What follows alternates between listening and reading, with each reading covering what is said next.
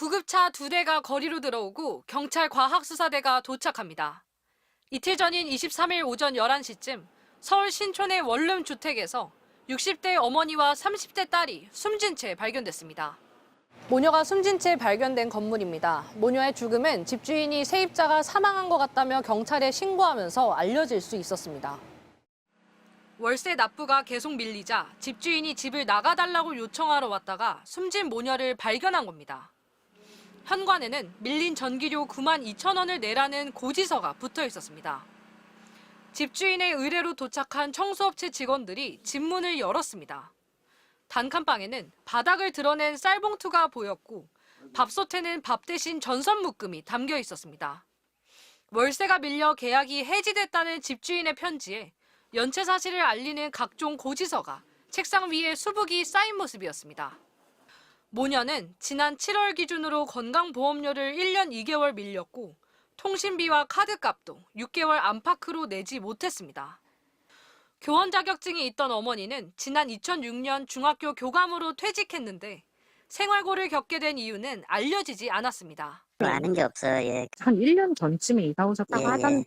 이웃과의 왕래도 거의 없었고 기초생활수급자가 아니어서 지자체도 이런 사실을 모르고 있었습니다. 네, 없어가지고 저 얼굴도 잘 모르거든요. 몇 년 전에 이사 오셨는데. 거예요. 1년 안 됐을 거예요. 보건복지부는 지난 7월 이들 모녀가 건강보험료와 통신비 등을 밀린 사실을 알고 위기가구로 분류했습니다. 하지만 이후 넉 달간 모녀를 찾아내지 못했습니다. 모녀는 서대문구에 살고 있었지만 주소지는 광진구로 돼 있었기 때문에 광진구청은 찾아갔지만 만날 수 없었고 서대문구청은 사는 사실 자체를 몰랐습니다. 지난 8월 수원에서 숨졌지만 주소지는 화성에 두고 있어 사각지대였던 수원 세모녀 사건과 똑같은 경우입니다.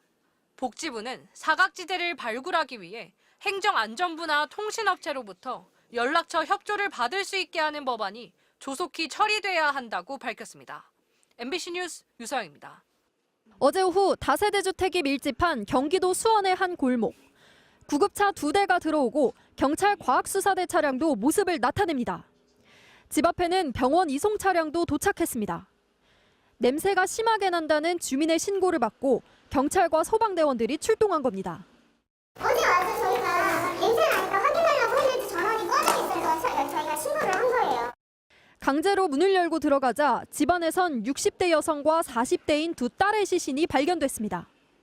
당시 급박했던 상황을 보여주듯 이 현관의 잠금 장치는 완전히 뜯겨나가 있습니다. 외부에서 침입한 흔적은 없었고 집안에선 모녀가 작성한 것으로 추정되는 유서가 발견됐습니다. 지병과 빚으로 생활이 힘들다며 경제적, 신체적 어려움을 비관하는 내용이 담긴 것으로 알려졌습니다. 어머니인 60대 여성은 암투병을 해왔고 두 딸도 희귀병 등을 앓은 것으로 전해졌습니다. 새 모녀가 산 집은 40제곱미터 규모로 월세는 42만 원 수준. 하지만 채무와 병원비 때문에 3번 정도 월세를 밀린 것으로 알려졌습니다. 사는 데는 한 2년 정도 내면 말도 섞어본 적도 없고 얼굴도 한 번도 모르고. 공과금도 체납돼 현관문 앞에는 연락을 바란다는 도시가스 검침원의 메모가 붙어 있었습니다. 사회적으로 단절된 위기가구였지만 지역주민센터는 이들의 상황을 제대로 파악할 수 없었습니다. 사오신 분들하고 전입신고를 안 하셔서 저희 좀 주민으로 등록이 안 돼 있었어요. 통장님 오시거나 이런 것도 그런 내용은 없어요. 숨진 모녀의 주소지로 신고돼 있는 화성시에도 이들이 지원을 요청한 기록은 없었고 기초생활수급자나 차상위 계층으로 등록되지도 않았던 것으로 확인됐습니다. MBC 뉴스 김정우입니다. 네, 이번 사안 취재한 사회팀 김정우 기자와 이 사건 좀 더 들여다보겠습니다. 자, 김 기자, 안타까운 일입니다. 우리 사회의 시스템이 이런 비극을 또 막지 못했습니다. 위기 신호랄까요? 그런 게 없었습니까? 네, 물론 있었습니다. 대표적으로 건강보험료 문제인데요. 이들의 등록 주소지인 화성시청에 따르면 이들은 27만 원이라는 건강보험료를 1년 4개월 동안이나 내지 못하고 있었습니다. 1년 4개월이면 꽤 긴 시간인데 그런데 왜 몰랐다는 겁니까? 이 세 모녀가 실제로는 화성이 아닌 수원에 살고 있었기 때문입니다. 위험을 감지한 화성 씨가 이들 모녀에게 복지 서비스를 안내하는 안내문, 그러니까 우편물을 보내기도 했고요. 이달 초에는 직접 찾아갔지만 이들을 만날 수 없었던 이유입니다. 화성 씨는 결국 이들이 관내에 살지 않는다고 판단해서 복지 비대상자로 분류했는데요. 네. 화성 씨 관계자 말입니다. 네. 건강보험료인가 그걸 아마 체납을 장기간 해서 7월 달인가요? 안내문도 보내고 가서 봤더니 거기 살고 있지도 않고 연락도 안 되고 하니까 비대상자 처리라고 해가지고. 자, 화성 씨는 우편물도 보냈고 직접 찾아가기도 했는데 직접 살지 않으니까 만날 수 없었고 연락이 닿지 않았다. 이거 뭐 이해가 되는 상황입니다. 그런데 현재 거주지는 수원시란 말이죠. 수원시에서는 왜 몰랐습니까? 앞서 리포트에서도 잠깐 언급이 됐습니다만 이들이 전입신고를 하지 않았기 때문입니다.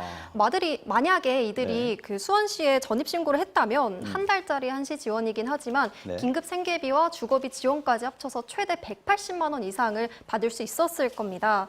하지만 이들이 2년 넘게 전입신고를 하지 않은 이유 이들이 모두 숨진 지금으로서는 알 수 없게 됐는데요. 네. 뭐 경제적인 배경이 있던 거 아니냐라는 추정이 나오기도 하지만 단정적으로 말하긴 조심스러운 상황입니다. 자, 지난 2014년도에도 우리가 그 서울 송파구 세 모녀 사건이라고 했었습니다. 그때 세 모녀가 생활고에 시달리다가 극단적인 선택을 했던 그런 사건이었는데 이 사건이 사실 사회적으로 큰 이슈가 됐었고 이걸 계기로 해서 사회보장제도에도 상당히 많은 변화가 있었습니다. 그런데 이번에 또 이런 일이 또 반복된다. 어쨌든 간에 지금 사각지대가 있다는 얘기지 않습니까? 네, 그렇죠. 이 송파 세모녀 사건을 계기로 정부는 건강보험료나 전기요금 같은 공과금을 몇 달 이상 체납한 가구를 파악하도록 이 관할 지자체에 대한 시스템을 자동으로 좀 구축을 해놨습니다. 네. 그렇지만 이 경우처럼 등록 주소지와 실제 거주지가 달랐던 경우 양쪽 지자체 시야에서 이 세모녀는 좀 벗어나 있었던 거죠. 네. 이런 경우 발생하는 사각지대 어떻게 메워야 할지 당국의 고민이 필요할 것으로 보입니다.